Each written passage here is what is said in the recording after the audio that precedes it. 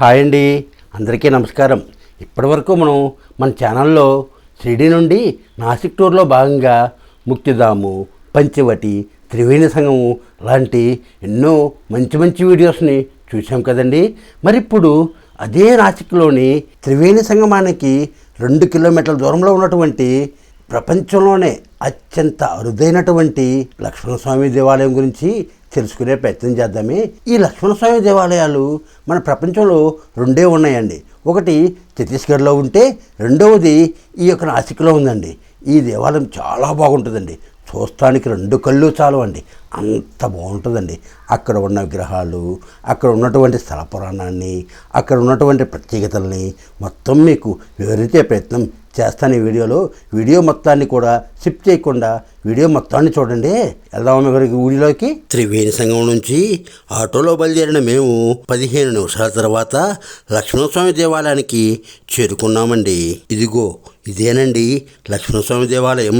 ప్రపంచంలో లక్ష్మణస్వామికి ఉన్న 2 దేవాలయాల్లో ఇది ఒకటండి.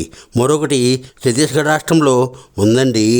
ఇక్కడ స్థల పురాణానికి వస్తే సీతారామ లక్ష్మణులు వనవాస సమయంలో ఈ నాసిక్లోని గోదావరి నది ఒడ్డున కుటీరం ఏర్పాటు చేసుకుని నివాసం ఉండగా లంకాధిపతి అయిన రావణుడి చెల్లెళ్ళు, అదేనండి రావణాసురుడి చెల్లెలైనటువంటి శూర్పణఖ అటుగా వనవిహారానికి వచ్చి అక్కడ ఉన్నటువంటి శ్రీరామచంద్రుడిని చూసిందండి.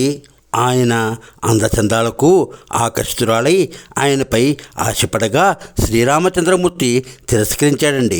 అప్పుడు ప్రక్కనే ఉన్న సీతాదేవిని చూసి ఆమె అందచందాలకు అసూయా ద్వేషాలతో రగిలిపోయి ఆమెపై దాడి చేయబోగా ప్రక్కనే ఉన్న లక్ష్మణుడు ఆ యొక్క రాక్షసైన శూర్పణఖ ముక్కుచులను ఖండిస్తాడండి. అప్పుడు ఆ శూర్పణఖ తన అన్నయ్యన రావణాసుడి దగ్గరికి వెళ్ళి జరిగింది చెప్పటం, ఆయన కోపంతో రగిలిపోయి సీతాదేవిని ఎత్తికెళ్ళడం, ఆ తర్వాత రామరావణ యుద్ధం జరగటం, రావణ సంహారం జరగటం జరిగిపోయాయి కదండి. అయితే ఆ లక్ష్మణస్వామి సీతాదేవిపై దాడి చేయబోతున్నటువంటి ఆ శూర్పణఖ యొక్క చెవులు ముక్కు కోసిన ప్రదేశము ఇదేనంటండి. అందుకే ఈ క్షేత్రానికి నాసిక్ అని పేరు వచ్చిందంటండి. నాసిక అంటే ముక్కు కదండి. ఆ యొక్క ముక్కుని కోసిన ప్లేస్ కాబట్టి నాసిక్ అని పేరు వచ్చిందండి.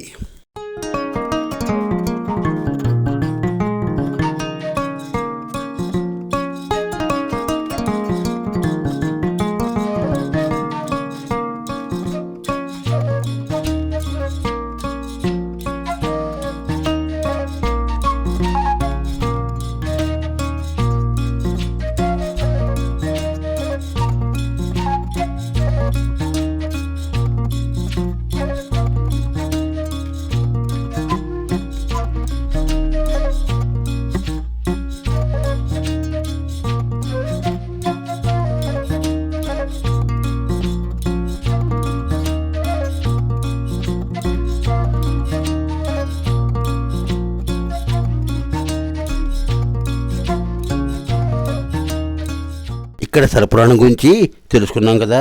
ఇప్పుడు స్వామివారి దేవాలయాన్ని చూద్దానండి. ఆలయంలోకి ప్రవేశించగానే కుడిపిక గోడ మీద సీతాలక్ష్మణ భరత శత్రుఘ్న ఆంజనేయ సహితుడై శ్రీరామచంద్రమూర్తి స్వామివారు దర్శనమిస్తారండి. స్వామివారిని దర్శించుకుని కొంచెం ముందుకెళ్ళంగానే వరసిద్ధి వినాయక స్వామివారి విగ్రహము మనకి దర్శనమిస్తుందండి. ఆ విఘ్నేశ్వరుణ్ణి దర్శించుకుని ముందుకు వెళ్ళగానే అలనాడు రామాయణంలో సీతాదేవిని రావణాసురుడు తీసుకువెళ్తుండగా అడ్డగించిన జటాయు విగ్రహము దర్శనమిస్తుందండి. చూస్తానికి ఎంతో అందంగా ఉంటుందండి. 2 కళ్ళు సరిపోవండి బాబు. దాని వెనుక గోడ మీద రాక్షస సంహారం చేస్తున్న రామలక్ష్మణులు దర్శనమిస్తారండి. అబ్బా, చూస్తానికి నిజంగా అక్కడ వాళ్ళు రాక్షస సంహారం చేస్తున్నారా అన్నట్టు ఉంటుందండి ఆ యొక్క సన్నివేశం. ఆ ప్రక్కనే శబరి భక్తికి మెచ్చి ఆమె ఇచ్చినటువంటి ఇంగిలి పండ్లను తిన్నటువంటి రామలక్ష్మణులు దర్శనమిస్తారండి. నిజంగా ఆ సన్నివేశాన్ని చెక్కిన విధానం చూస్తే 2 కళ్ళు పక్కకి తిప్పుకోవటం అలివి కాదండి బాబు. ఇకపోతేనండి సీతాలక్ష్మణ సహితుడై శ్రీరామచంద్రమూర్తి కుటీరం ఏర్పాటు చేసుకుని నివాసం ఉన్నటువంటి ఒక సన్నివేశాన్ని అక్కడ చెక్కారండి. ఎంత అందంగా ఉంటుందంటే నిజంగా మనం ఆ కుటీరాన్ని అక్కడే ప్రత్యక్షంగా చూస్తున్నామా అన్న అనుభూతి కలుగుతుందండి బాబు మనకి. ఇక ఇదిగో ఈ మెట్లెక్కి కొంచెం పైకి వెళ్తే ఎదురుగా ఆంజనేయ స్వామి వారు దర్శనమిస్తారండి. ఆ ఎడం ప్రక్కనే ఇక అక్కడి నుంచి కొంచెం ముందుకెళ్తే తపస్సు చేస్తున్నటువంటి లక్ష్మణస్వామి మనకు దర్శనమిస్తారండి. ఇందాక మనము స్థల పురాణంలో 2వ కథలో చెప్పుకున్నట్టు ఆ యొక్క రావణాసురుడు కుమారుడైనటువంటి మేఘనాథుణ్ణి సంహరించడానికి లక్ష్మణస్వామి తపస్సు చేసినటువంటి ప్రదేశము ఇదేనని చెబుతారండి. ఆ ప్రక్కనే గర్భగుడిలో లక్ష్మణస్వామి వారు 5 తలల నాగేంద్రుని పడగనీడలో, ఎందుకంటే స్వామివారు ఆదిశేషుని అవతారం కదండి, అందువలన 5 తలల నాగేంద్రుడి పడగనీడలో స్వామివారు సర్వాలంకార భూషితుడై మనకి దర్శనమిస్తాడండి. చిరుమందహాసముతో అభయహస్తముతో స్వామివారు ఎంతో నయనాందకరంగా ఎంతో ముద్దమోహనంగా మనకు దర్శనమిస్తాడండి. ఆ లక్ష్మణ స్వామివారికి మనస్ఫూర్తిగా అత్యంత భక్తి శ్రద్ధలతో నమస్కరించుకుని అక్కడి నుండి బయలుదేరామండి.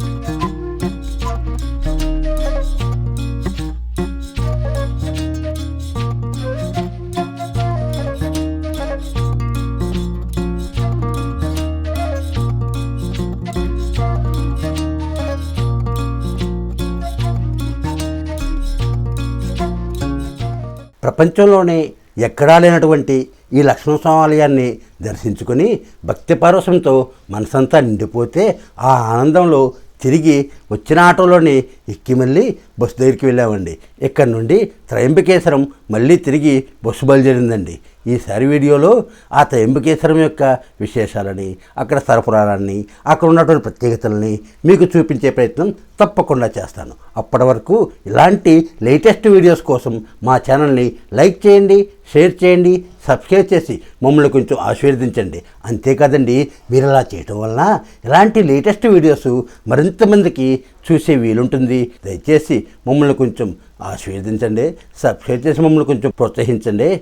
సర్వే జన సుఖినో భవంతు. నమస్తే.